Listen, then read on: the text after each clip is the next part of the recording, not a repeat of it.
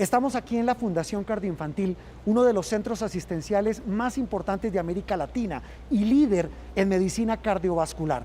Eso que ustedes ven es un puesto ampliado de urgencias que fue adaptado por este centro asistencial para recibir pacientes y verificar cuál de ellos tiene finalmente COVID-19.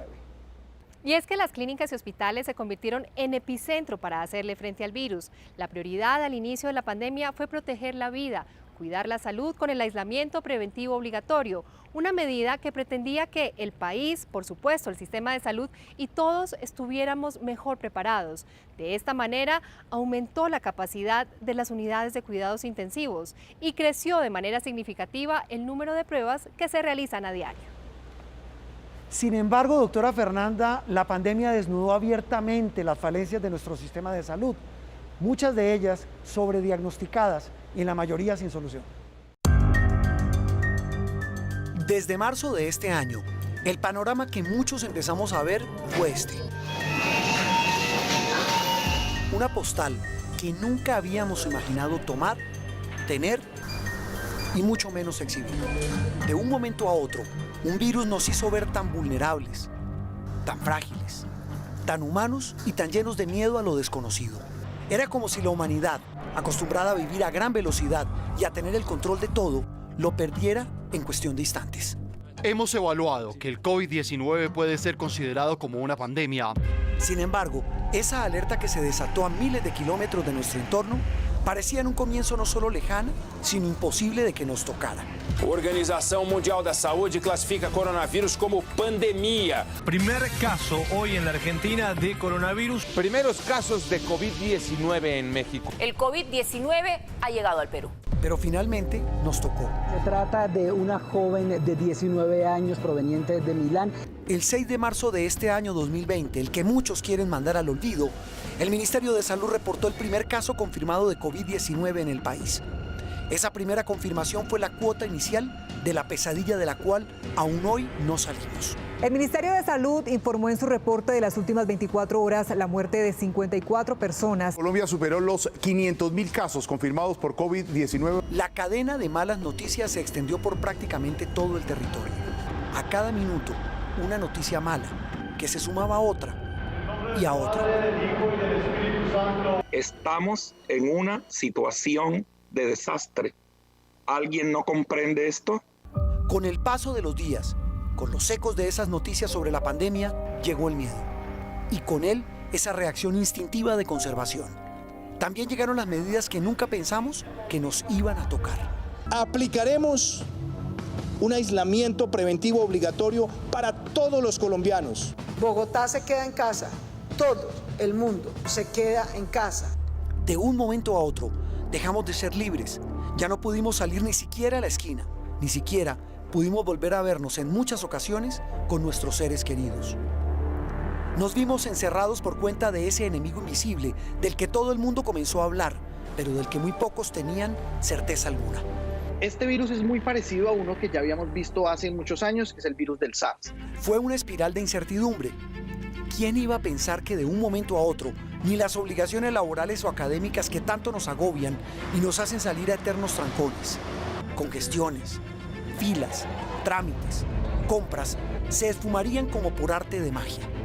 Una magia macabra que nos aterrorizó y nos llevó a la fuerza a confinarnos y a escondernos de un virus. Y con el encierro llegó la ruina económica. Fue una tormenta perfecta de caos, miedo, quiebra, agonía y depresión. Todo por culpa de un virus que prácticamente nos acorraló. Tenemos que levantarnos cada día y sacar fuerzas de donde no hay para enfrentarnos a una situación potencialmente letal. Mientras tanto, esta postal, ¿se acuerdan? Cada vez se volvió más viral, más común y de la que tanto hemos hablado por meses. Considero que si Dios me puso en este momento acá, es porque soy su herramienta. Y solamente a través de ella es como yo puedo brindar mi trabajo. Espero que ustedes lo puedan entender. Esto es muy heavy. Es que a mí sí se me murieron niños. Nos pusimos de un día para otro de tú a tú con los médicos, con el mundo científico, como si todos supiéramos de un virus misterioso que llegó de China. El virus que era del animal, ahora es un virus de hombre. Apareció uno nuevo en el 2003 que se llamó el SARS. Antes de que llegue una epidemia tenemos que hacer la prevención. En un abrir y cerrar de ojos, el miedo a ser tan vulnerable nos hizo entender que quienes trabajan en el sector de la salud hacían parte de la que tanto mencionamos como la primera línea de esa batalla por nuestras vidas. Yo atiendo niños y me ha tocado atender niños en cuidados intensivos muy graves. Es un poco difícil estar con todo esto por más de 18, 24 horas. Con semejante reflector encima, la salud volvió a estar en el primer lugar de la atención de los colombianos. Todos hablábamos de eso, de síntomas, de UCI, de urgencias. Con cada día que pasaba, las escenas se repetían una y otra vez en cada rincón de Colombia. Los hospitales concentraban la atención nacional.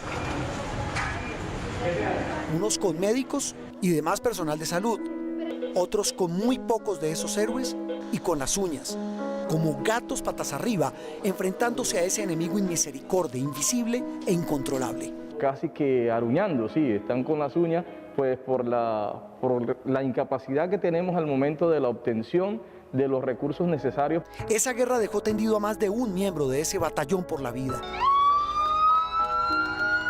Eran médicos, enfermeras, bacteriólogos, paramédicos.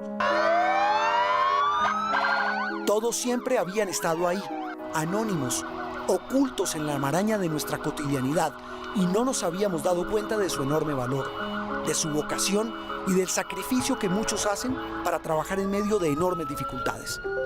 Y es que la pandemia nos puso de nuevo a pensar en el sistema de salud que tenemos, ese del que tanto hablamos, la gran mayoría de veces para criticarlo, y que tiene características que lo hacen muy especial.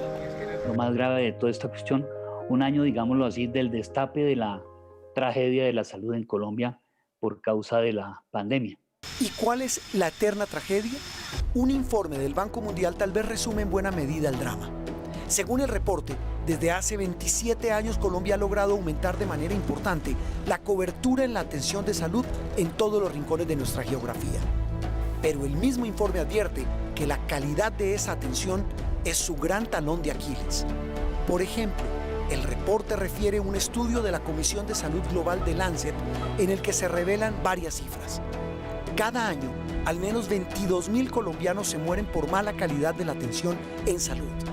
Otros 12.000 mueren por falta de acceso a esos servicios. Y un dato más, la tasa de mortalidad materna, dice el Banco Mundial, sigue siendo de las peores comparada con los demás países de la OCDE, un 25% más alta que en México. Los países que mejor han manejado la pandemia son los países asiáticos. Y son países que tienen sistemas públicos absolutamente preventivos, con detección temprana, evidentemente sistemas de salud menos costosos, porque entre usted más previene, pues son sistemas que son sostenibles financieramente. Es clave el nivel primario de atención. Usted quiere evitar que más pacientes se infecten, que más pacientes graves lleguen a cuidados intensivos o que lo identifiquen mucho más tempranamente. Debe fortalecer la red hospitalaria del primer nivel y del segundo nivel de complejidad. Todo se concentró durante muchos años en los niveles altos de complejidad, tercer nivel, cuarto nivel de complejidad. El cuadro clínico de nuestro sistema de salud arroja otros resultados contradictorios. Los presupuestos han aumentado en los últimos 20 años, pero eso no necesariamente se refleja en la atención y en la calidad de los servicios. Las EPS se llevan casi todos los trofeos del mal servicio, exclusión, negligencia e indolencia. No en vano, casi el 70% de las tutelas que la justicia tiene que resolver cada año están relacionadas con el derecho a una salud digna.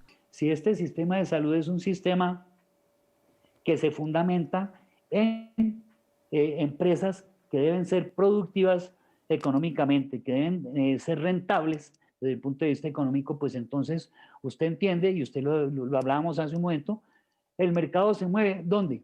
Donde hay dinero. Y entonces, por eso esa es la razón por la cual los hospitales públicos, ¿cierto?, que tenían como cuestión misional prestar el servicio, atender a la gente según su necesidad, fueron convertidos en empresas sociales del Estado, empresas.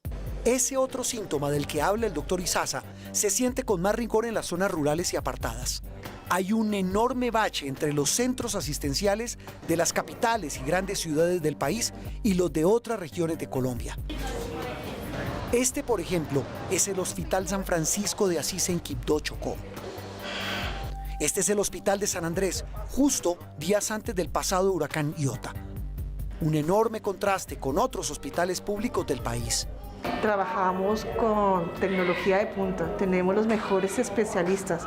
Nuestra infraestructura es realmente impresionante. Y ni qué decir el contraste con los centros asistenciales privados. Y precisamente ahí viene la otra radiografía en esta historia clínica del sistema de salud en Colombia. La del personal de la salud, que en esta pandemia pudo por fin hacer que el país prestara atención a sus reclamos de tantos años, tan justificados y tan urgentes de resolver. Acá en el hospital, más que todo lo que ha sido el transporte, la falta de insumos, que muchas veces tenemos que trabajar bueno, con las garras, con lo que sea. Aproximadamente son 120.000 médicos en el país, el 75-80% son médicos generales y los demás somos médicos especialistas.